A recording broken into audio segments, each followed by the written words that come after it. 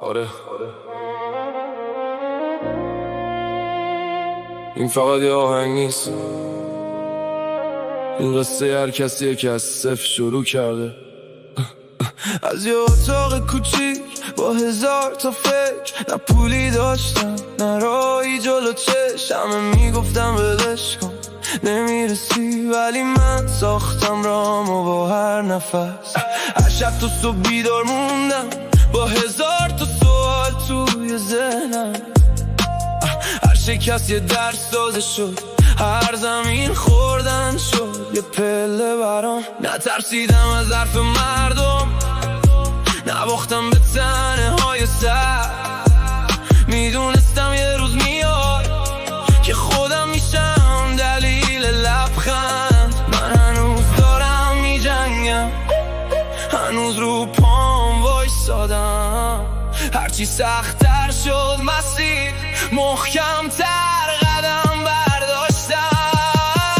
از صفر شروع کردم تا اوج ادامه میدم، هر روز یه قدم جلوتر، من هیچ وقت کم نمیارم.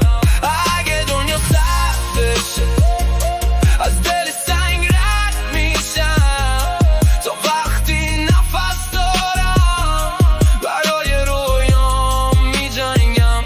نگاه نکن به لباس و ظاهر، پشت هر لبخند یه جنگه، هر کسی یه قصه داره که کسی ازش خبر نداره. من یاد گرفتم کم نیارم، هرچی سخت‌تر شد بلندتر فریاد بزنم. امروز اگه لبخند میزنم نتیجه 1000 تا شبه که خواب از چشم رفته بود، ولی امید از دلم نره. یه رو میرسی به جایی که فکرشم نمی کردی، فقط ادامه بده، فقط ادامه بده. از صفر شروع کردم تا اوج ادامه میدم، هر روز یه قدم جلوتر، من هیچ وقت کم نمیارم.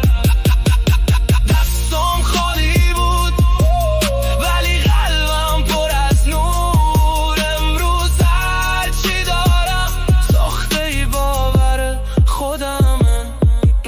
تازه اول راه من هنوز ادامه میدم.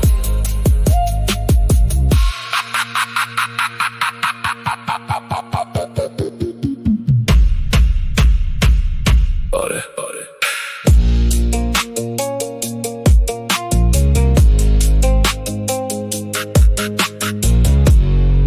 این فقط یه آهنگ نیست، این قصه هر کسیه که از صفر شروع کرده.